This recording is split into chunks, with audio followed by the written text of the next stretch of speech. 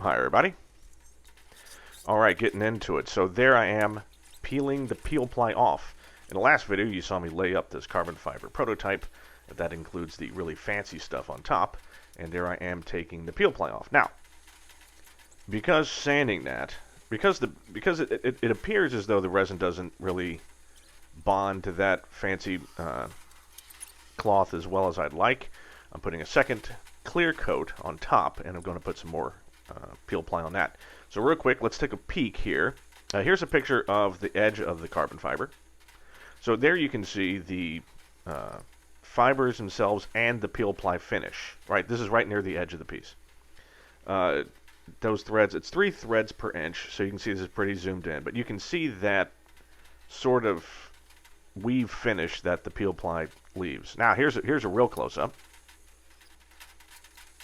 See that?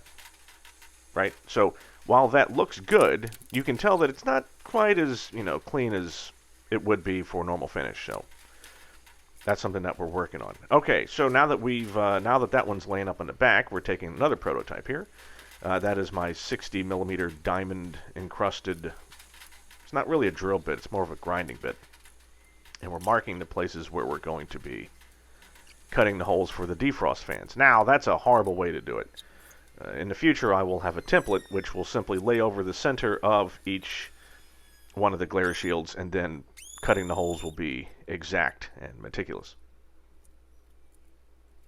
Alright, so this is the next day, and then we're going to go ahead and now we're just going to be finishing this one off. So this is after we've had the second little top coat. And spoiler alert, it still doesn't bond. The resin still chips up, even after it's dry. Because this is like 3 days later, and it still just comes right off. So I don't know. I don't know what I'm going to do. It is infuriating. But not as infuriating, so let's do a quick rant. To the people on the... let's see, let me get the exact name right. Actually, no, I'm not going to get the name right because I'll just get harassed. So there's a noise abatement committee on my island here that they monitor all the airplanes that fly over the island, and then they send nasty letters and everything to the respective pilots. There's literally, it's just people that as planes go over their house, they open up Flight Aware or Flight Radar 24, and they're like, oh, there's that plane, and then they send a nasty letter. You're not supposed to fly over the island. To those people. Go f*** yourselves. Alright, look.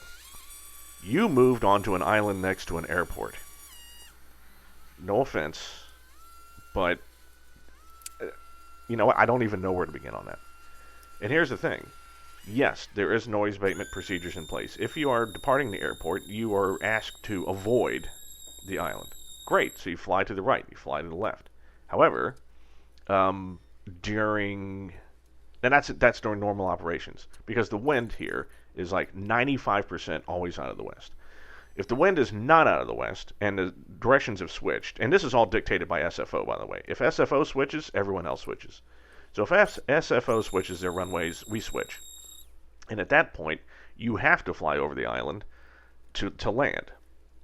Right? Of course, that's not their fault. That's the pilot's fault that they have to switch direction. It's insane. You people need to get a grip. So here's this lovely thing. If you are a pilot and you're ever flying out of Oakland and you want to leave and you're going northbound or anywhere near Alameda, ask for the Alameda shoreline transition. Oh yes. So the Alameda shoreline transition allows you to fly over the bay side, or the bay side of Alameda Island.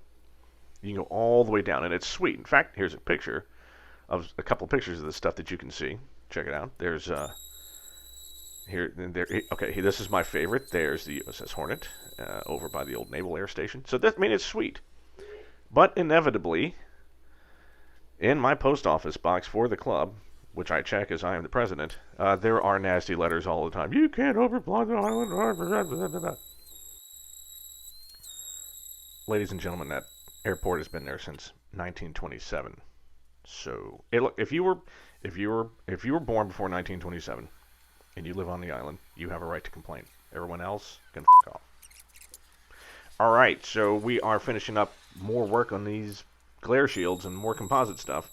There's still no engine, so I'm still sort of bottlenecked. I'm hoping that I can get to a good stopping point and actually start working on the wheel fairings, so we'll see about that. Alright, have a good week. Hope everyone's doing well, and see you soon.